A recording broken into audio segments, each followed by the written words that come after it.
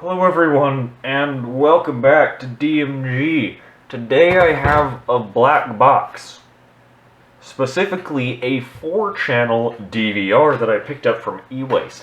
I don't know if this works, but it's one of those devices that I can disassemble and then put back together and have it still work. So that is what I'm going to do today. I just want to see inside of this thing because it says it has a 500 gig hard drive, so, you know, it might be an interesting thing to look at. Now, on the back here, these inputs give us a clue of what this device was for. This is a connector called BNC, and I will forgive you if you don't know what this is. It's not something you'll find on the family TV. It's a more professional kind of connector. It's not like super high quality video, but it's been around for like 50 years. And its main use nowadays is security cameras. So this is not a plug into the cable box to record the South Park episode kind of DVR. This is a security camera DVR. Now here we have regular analog audio in and out. BNC is pretty similar in video quality to just the analog video connector, the yellow plug. Here we have HDMI, assume that's out, and VGA out. LAN, I wonder what that's for. I wonder if you can access the files on this over a network.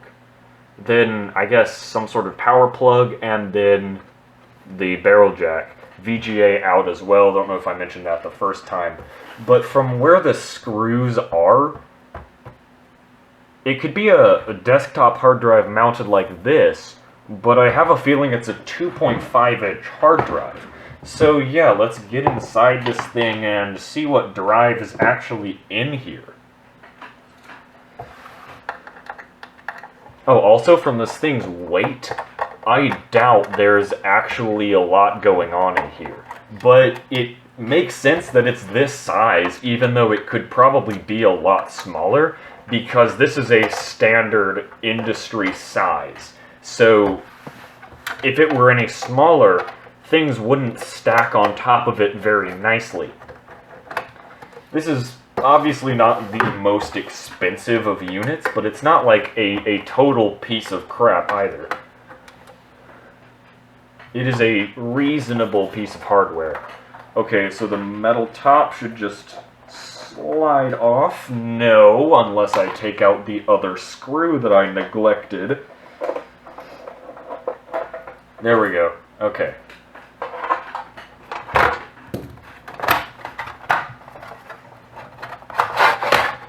Yep, laptop hard drive. Oh, that's funny. We've got a battery. I guess that's for the clock. There are video pins, or big video pins. Under here is a chip with a lot of pins. And we have a very simple power supply. Let's see. Okay, so this is a pretty decent chip under there because it also has a SATA controller. Because I don't see any dedicated hardware for controlling the SATA drive, but what I do see is data lanes running straight into that CPU from the SATA connector. So whatever that chip is under there, it does SATA control. Let me look at what this RAM is. We have... Wow, I actually think that is a 2 GB Hynix chip. Wow, okay. So that is I was expecting like between 64 and 512 megs, but I guess when it's acting as write cache for all of the cameras, because this can do 4 cameras simultaneously. But anyway, yeah, there really is not much going on inside this. Here we've got a Molex connector that, glued in SATA. That's not good. Now, I want to take this hard drive out and see if the files are in anything, like, readable. I wonder if it just does MP4. Oh, so that means that chip also does video encoding, because again, I don't see any dedicated chip for video encoding.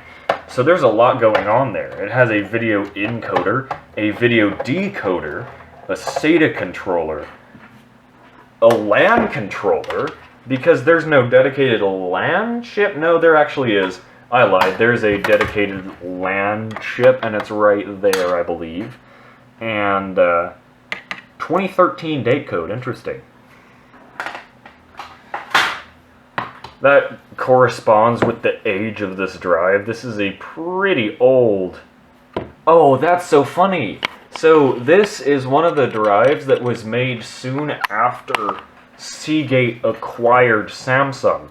It's branded as Momentous, which is Seagate's, was Seagate's mobile hard disk brand at the time, but it's also branded as Samsung SpinPoint.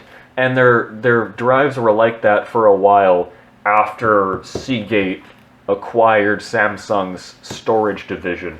But yeah, without any further ado, let me pop this in the SATA caddy, see what we can find.